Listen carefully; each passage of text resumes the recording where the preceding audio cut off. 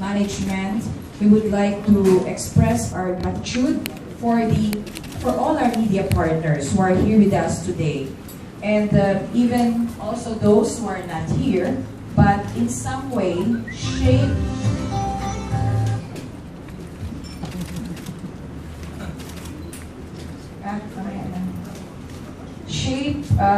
or form has helped the Philippine Red Cross get our message across to the public. In all the things that you're going to hear today, in terms of Typhoon Yolanda, operation of the Philippine Red Cross, we have uplifted the communities affected by the said typhoon. Please know that you have played a vital role in allowing us to communicate to the public, our stakeholders, and even our movement partners, both here and abroad, what we have done so far.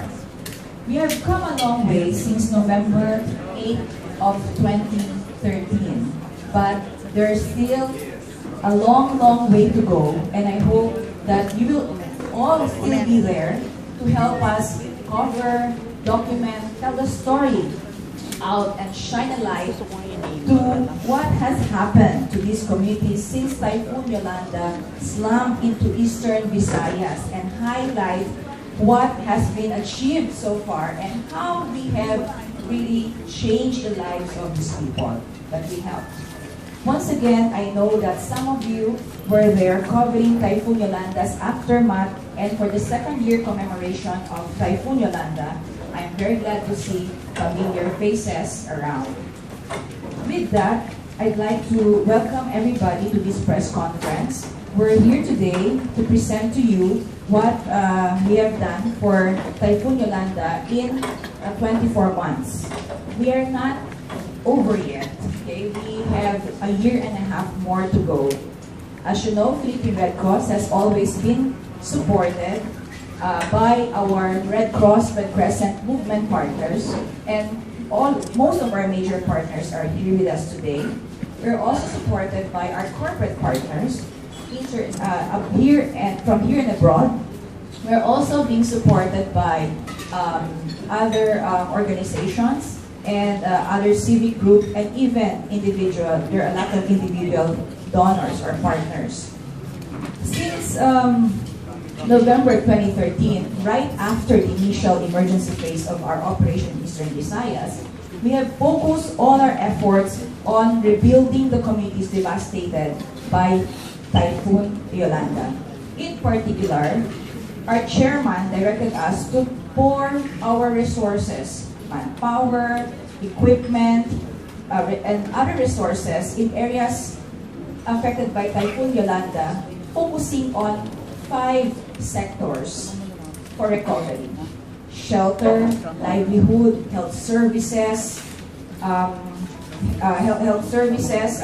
education, and disaster risk reduction, to ensure that we will be able to provide a holistic approach in terms of helping the families affected by Typhoon Yolanda recover.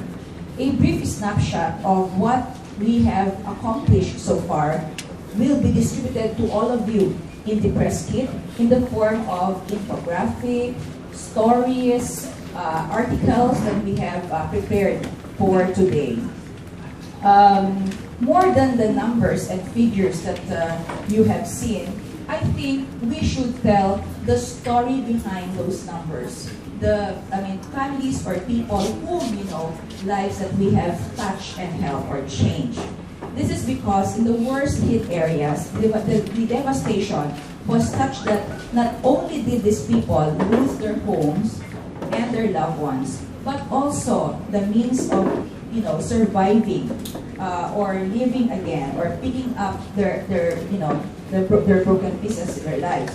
Our primary reason for being there is to also bring hope to these people. We wanted to ensure that everyone who was hit by the tragedy, especially the most vulnerable, will be given the opportunity, chance to move forward and move beyond the scenes of devastation that we also at the very beginning or at the Yolanda's aftermath. So 2 years after Yolanda, hit the country, we are glad to report to you in all the communities where the Red Cross Red Crescent movement intervened, there has been a resurgence of hope and positivity. In fact, tomorrow we'll start the caravan, of hope that we are going to visit many of the project sites that we have supported. So we work in 10 areas, okay, in the countries. So, as I said, we are not done yet, we are not finished. Our goal is to continue to alleviate the suffering. We will not leave the community because we're not going to leave because we're actually there. We're part of the community. So, in today's program, you will be listening also to messages from our movement partners, specifically the International Committee of the Red Cross and the International Federation, and at the same time, the forward-looking message of our chairman. So, please feel free to also ask questions because we would like really to communicate, this to the public as to what we have done so far for Typhoon Yolanda operation. Thank you very much and welcome all to this commemoration. Thank you so much for short message.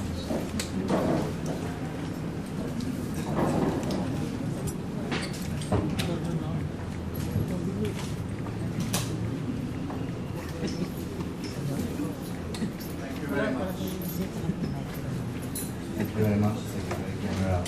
Good morning, ladies and gentlemen. We are here today, united as one beautiful rainbow community, the Red Cross Red Crescent movement. We are the Red Cross Red Crescent. We are here all the time on the side of communities to accompany them to respond to their needs. The Red Cross and Red Crescent is present in nearly every community around the world through our network of 17 million volunteers and 189 national societies. For more than 150 years, we have been here, alongside the people, reaching out to the most vulnerable, accompanying them to meet their needs, supporting them to meet their potential.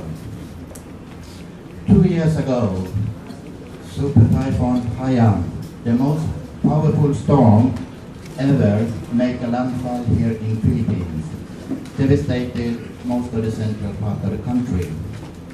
The typhoon destroyed more than 1 million homes and ruined the livelihood of tens of thousands of farmers, fishermen, and small businesses. Philippine Red Cross and its Red Cross partners, like IFRC, were there from the very beginning, helping provide throughout Philippine Red Cross approximately 1.3 million people with relief, goods, and cash, then transition to one of the most swift and successful recovery plans in our organization's operational history. I must commend the Philippine Red Cross and its leadership, Chairman Gordon and Secretary General, for the team's swift mobilization and response to rescue operations after Typhoon Haiyan, and the management to coordinate such a massive, large-scale effort of the organization and with numerous local and international partners. That's a huge challenge for anyone. 2 years on, the Red Cross Shelter and Livelihood Recovery programs have so far reached over 650,000 people. Health and education are covering more than 260,000 people with hygiene promotion, better access to healthcare, and improved sanitation facilities. Importantly, over 65,000 families, well more than over 250,000 people, have been supported with new or repaired homes and have been given the chance to restart their lives under safer and more secure situation. So in many regards, these people that have better lives today than before Haiyan. Support to livelihoods has also been an important component of the Red Cross efforts, creating job opportunities and sustainable enterprises. and providing vocational trainings to those that lost their means of support. In an exciting first step in the Philippines, the IFRC has joined Philippine Red Cross in supporting hundreds of young people from disadvantaged families to receive skills training by partnering with technical institutions. And through these skill trainings, they have got valuable experiences and also been attracted by many potential employers. So many of these people, they have new jobs today.